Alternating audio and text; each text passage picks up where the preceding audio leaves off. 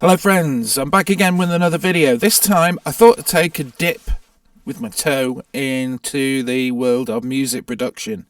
I don't know how far we're going to go with this series. Doesn't really matter, does it? But I guess we're going to start with a favourite of mine, which is mixing drums.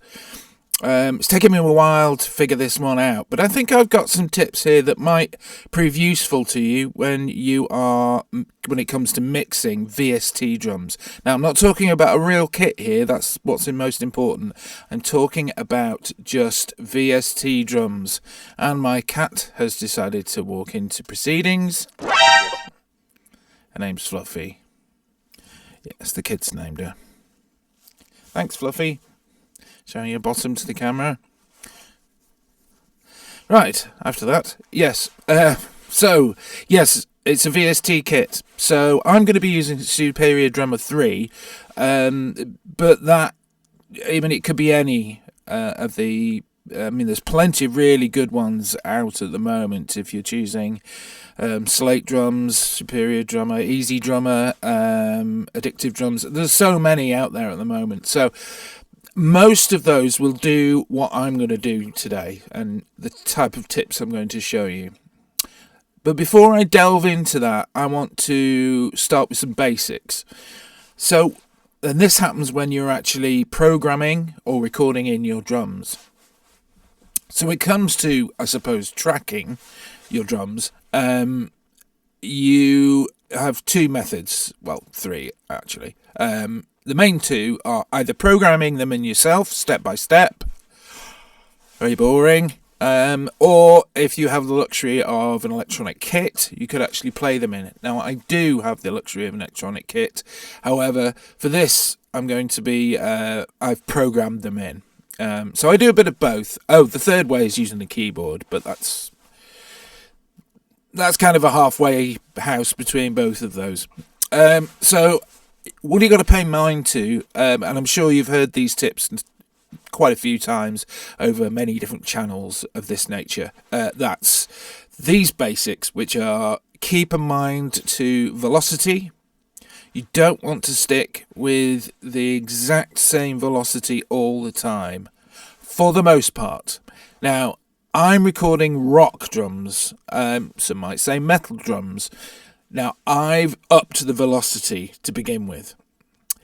Why has he done that? Well, I've done that because I want to be able to hear everything full tilt. Unless I've got a specific quiet part of the song, I'm going to be hearing everything at full tilt first, so that I get an idea of what it's like when everything is at full power.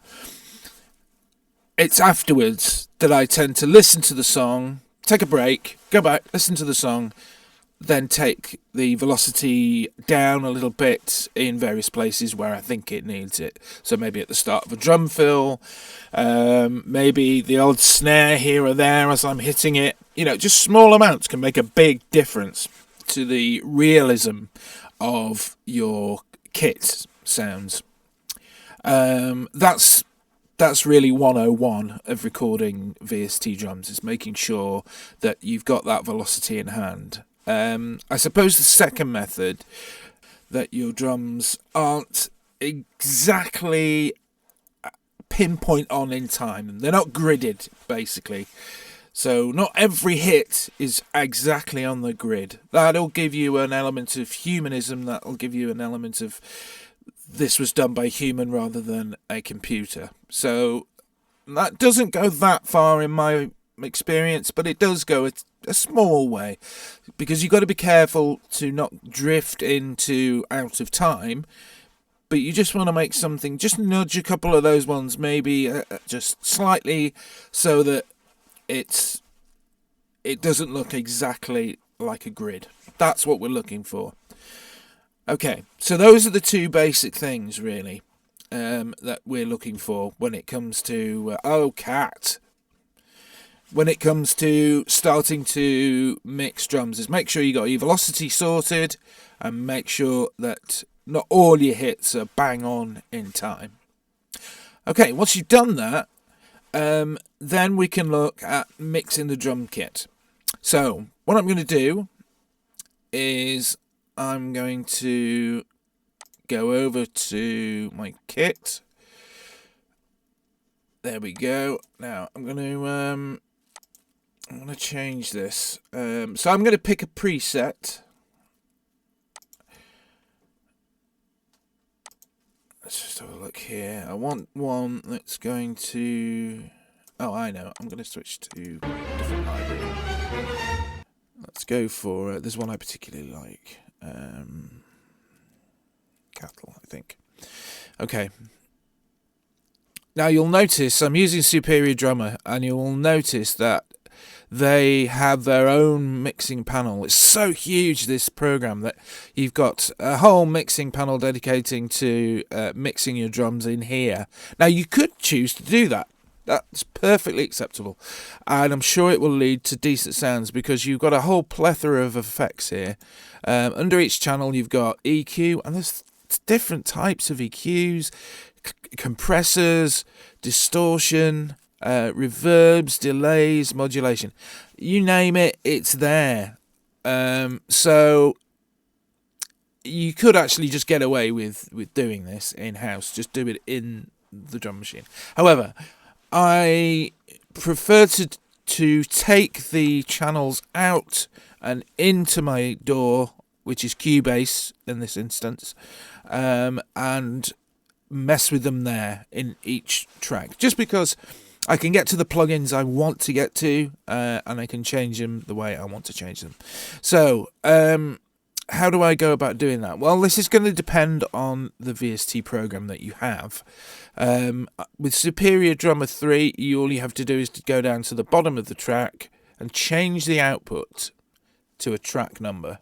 That's largely the same depending on whichever VST you use. They tend to follow a pattern of, it'll either say the name or it will have the track number. If it's the track number, it's going into the DAW.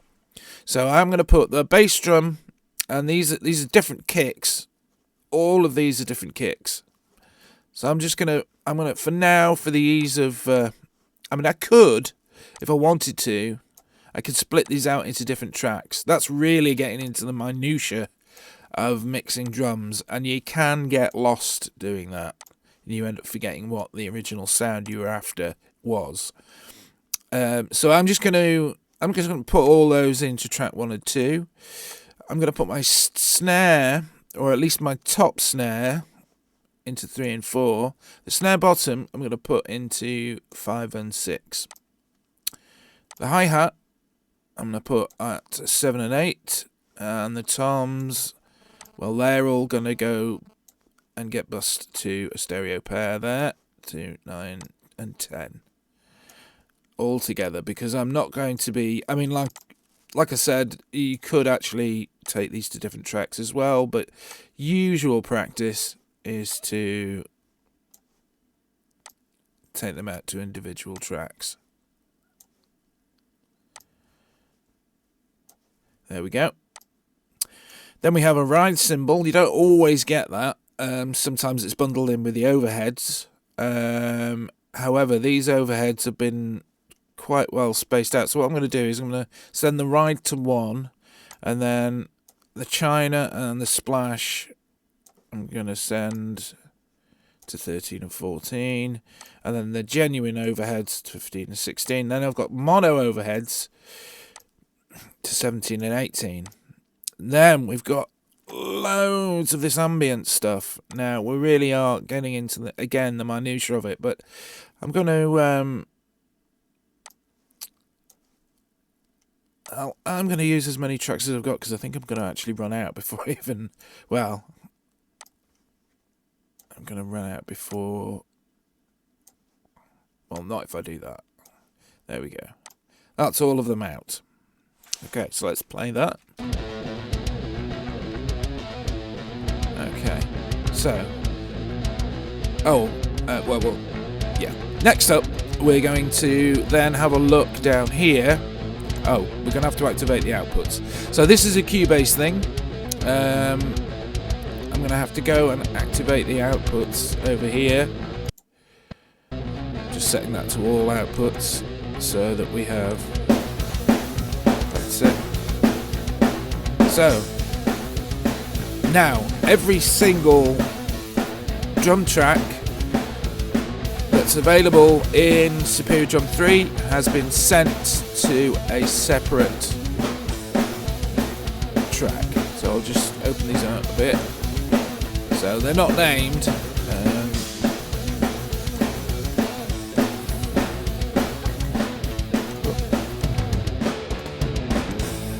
Here we go.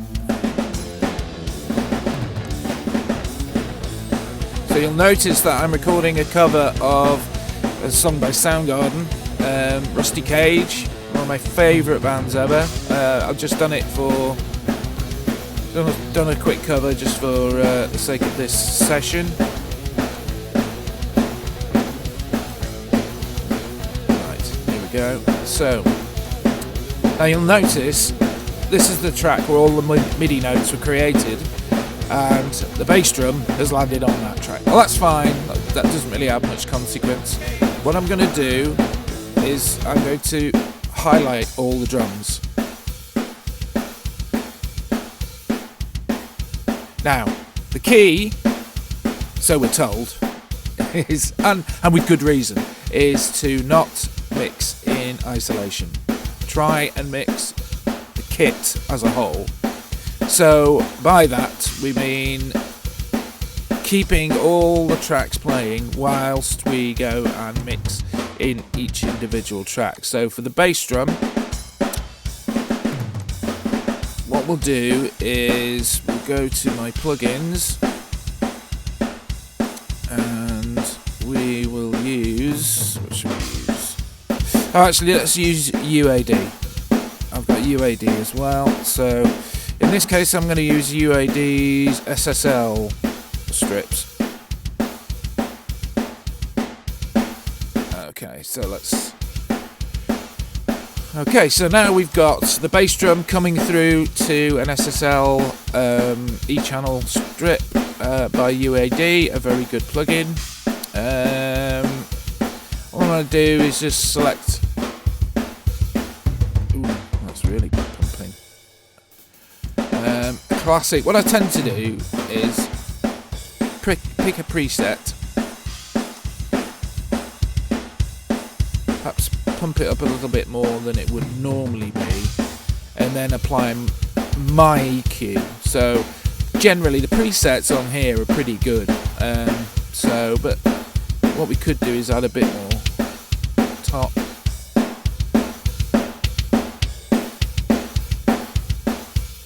Just a little subtle bit of top, around 3K. Added a bit of 2K here. I don't tend to like that too much because we get a lot of 200 hertz, but I tend to get a lot of build up in that area. But I'm going to take this down to about between 50 and 100 and keep that on there. We have got compression ratio, so a bit of compression here. Actually, that's not bad. So the threshold is -10, the ratio's around about 3, and the release is fairly quick, which is what we want for a bass drum. Actually, let's go to snare. So I remember this being... Oh, I'll use caps. I'm actually going to put a bit of grit in here, so let's go to... Plugin Alliance, go to distortion, and then let's get this baby up because I really like this plugin. Plugin Alliance, and they have some good presets. Do they have a snare? Snare bottom. Snare tacular. Let's check that out. Okay, I was picking that up.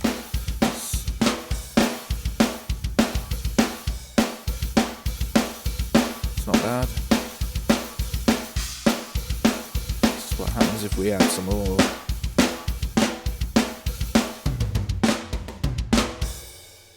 Bringing out the top end quite a bit there.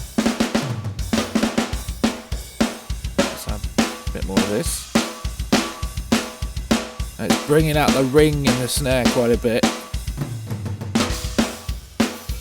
Don't want too much ring. I do like a bit of ring. Some people don't. I do. I like that. Like you can really hear it pounding. I think it adds to the realism, but that's just me. Let's just keep that as it is. I think that's not bad. Okay, so we've got that.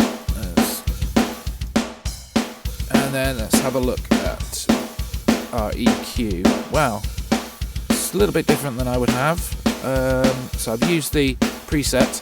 I'm going to switch that to about 3K. So I do like 3K for. Brought that out as much as it can. Let's bring this top end out a bit.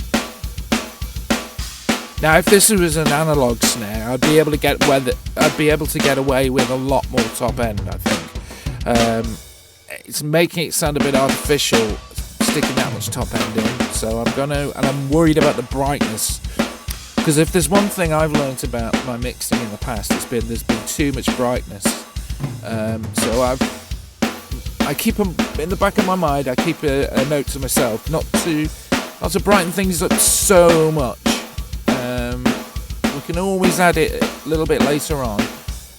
Tempted not to add too much. Now the snare's quite toppy. Can it handle a bit of beef on the bottom end? So I've gone to about 100 hertz here. That's obviously too much.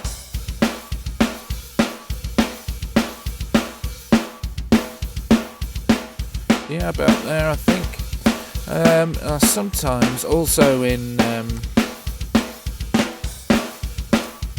the days of analog kits, you could let's have a look at maybe about try and get somewhere near 500 hertz. Duck that down.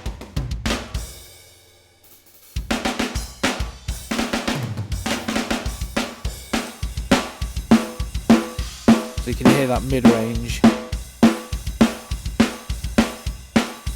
Just take it down a tiny bit. That's just for character more than anything. Okay, so the bottom end of the snare, always a tricky area. What do you do with the bottom end of the snare? Well, let's choose. Let's bring it up a touch first of all. Oh, actually, it's more of a substantial hit than the rattle of the snare wires that you usually get. Okay, in this case I'm going to choose the snare preset again, bring up the... Okay, this one I'm not going to make bright. In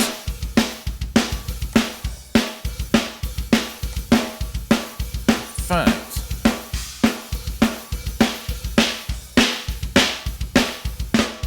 just a touch of 3K on that one. I wonder if this can stand a bit of mid-range thing.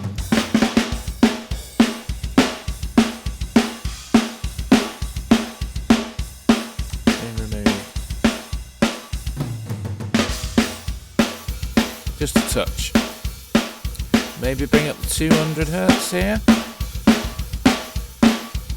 Just a tad. Just for a bit of lower end thickness on the snare.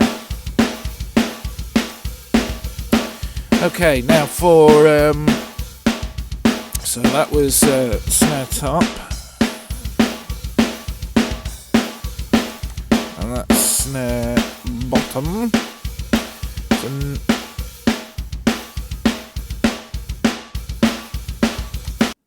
Alright, well, we get the toms in.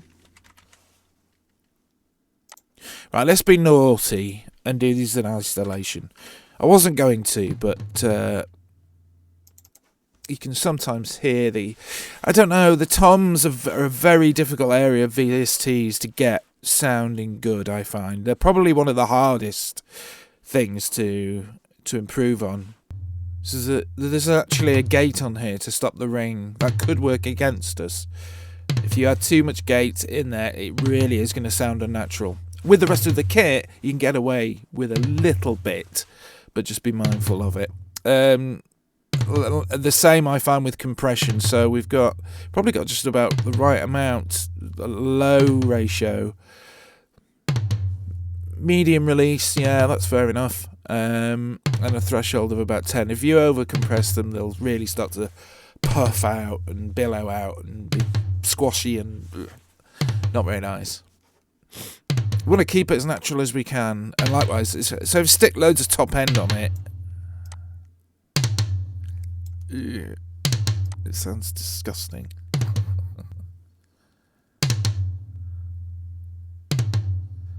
Let's take that off. Maybe, what's our 3K doing? Clarity. It's not doing much for us in terms of realism. And we've got about 300 hertz taken off here. Oh. I think that's a bit unnecessary. Just stuck it down a tad. I'm losing some of the body of it otherwise. Now the bottom end of it is necessary to beef them up. Not that much.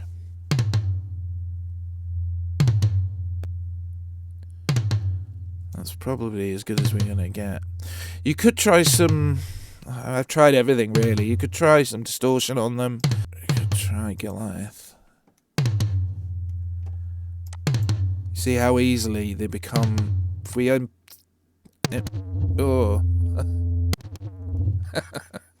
I wonder if there is a drums clean and tight. No, you see that?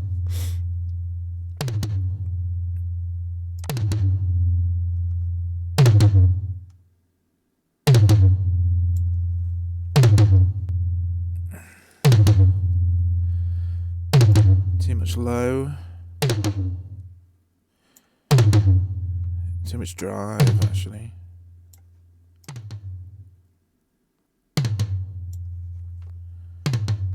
I've got more EQ here. Maybe a tad of that. No.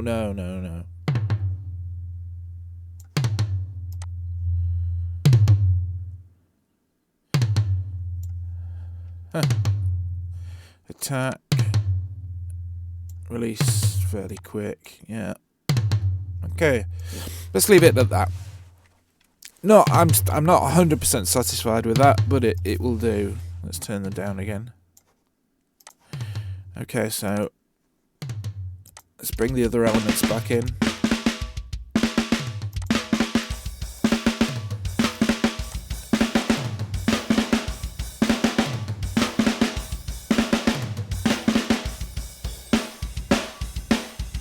Okay, so we're starting to get somewhere now.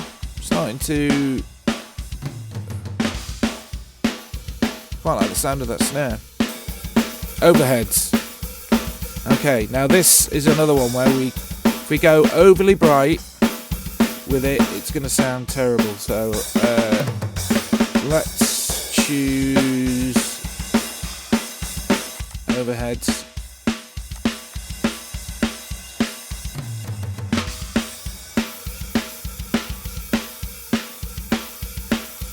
The ratio is a bit high for my liking on the compression front. Release is maybe a bit tad quick. See how straight away any brightness, realism gone. Okay, let's try. You can get away with the sort of the gritty, what I call the gritty ones, harmonic, the gritty areas of EQ, which I name as between 1K and about 4.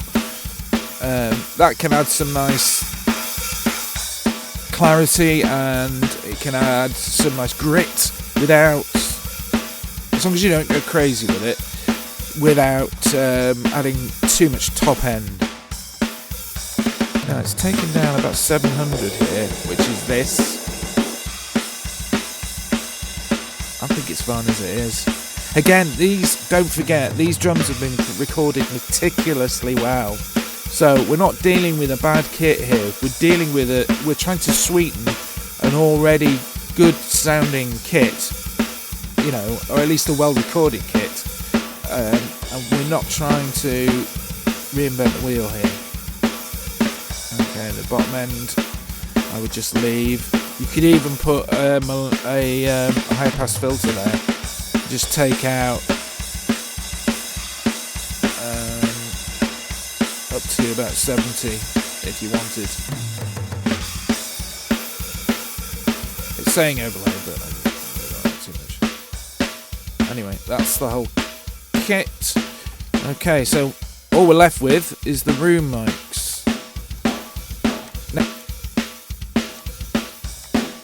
Okay, so we got a room here. So what we could do is go back to we could crunch the hell out of one of them. Sorry.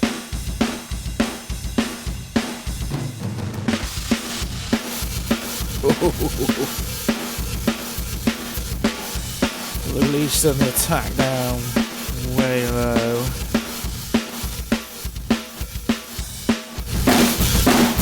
Sorry.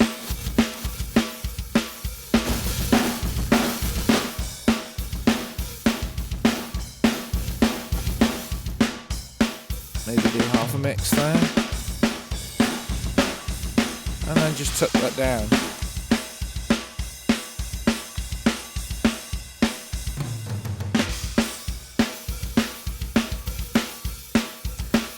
Likewise, sounds a bit flammy that, doesn't it? Oops.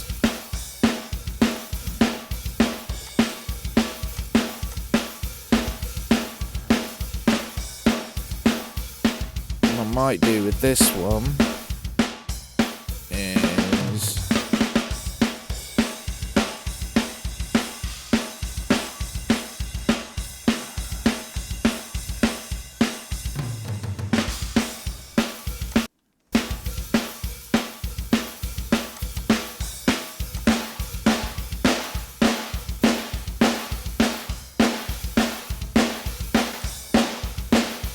just change the quality there.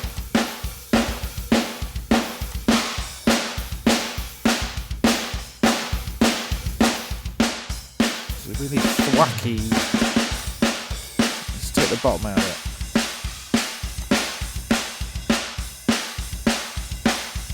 Let's reduce some of the mids. Put the brightness down. Let's take some of the top off. Increase the mids.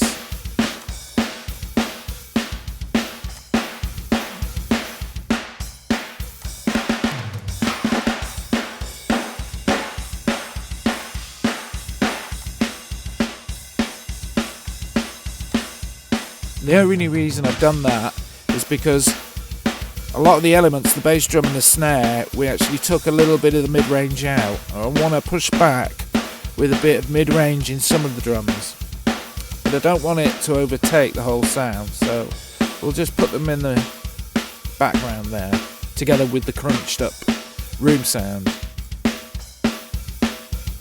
Right, these are just topping out a bit, these snares and the bass drum. Okay, so I think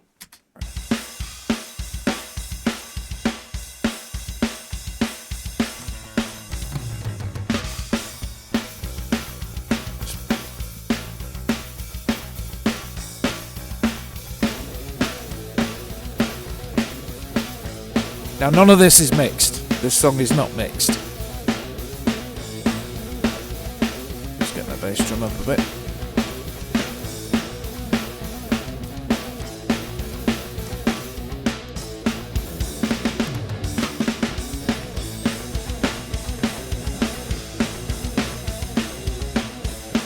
Now I might look at the MIDI again, because actually I can hear a couple of duplicates. Oh, I see what's happening here. And it's an experiment I tried to do with trying 2 snares in one MIDI track, but it's the same snare. It's a slightly different snare sound. It's just a different part of the snare sound. I don't think it's actually working. So I think a single one. Yeah, I think that works much better.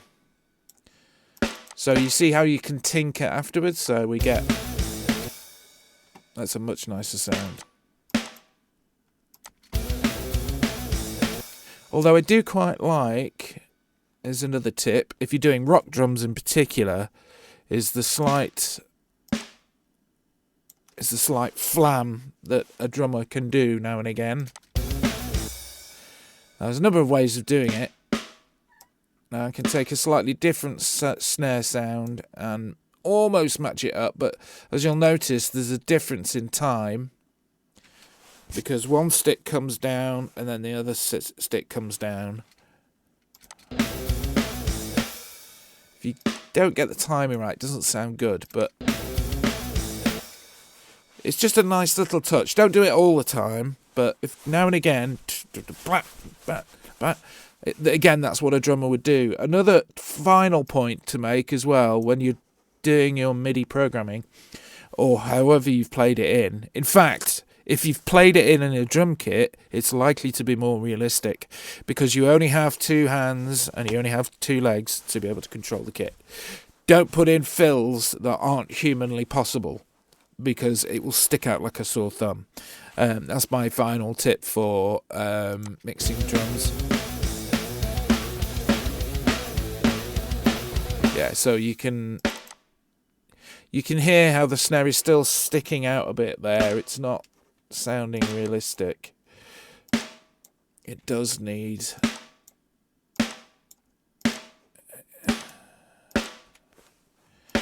to just sit on its own. Not a bad sound. What I was trying to go after was Matt Cameron's sound that he got from I think it was produced by Terry Date. Very tight compressed sound that he got on his drum kit. Not much room in there, but it just sounds. I love it. I don't know why. There's something about it. It's got a certain character that I really like about that drum kit sound. Across all that album, I think he did something similar to the Deftones as well. Anyway, those are my tips of how to record. How to mix your drums, your VST drums. This is, I can't say it. This is just really my tips for how to record VST drums. I'm sure you may have ones of your own, so feel free to comment and put it in the boxes down below. You might have different ideas, you might disagree with mine. That's great, let's have a discussion about it. But till then, I shall see you very soon. Ta-ta. Goodbye.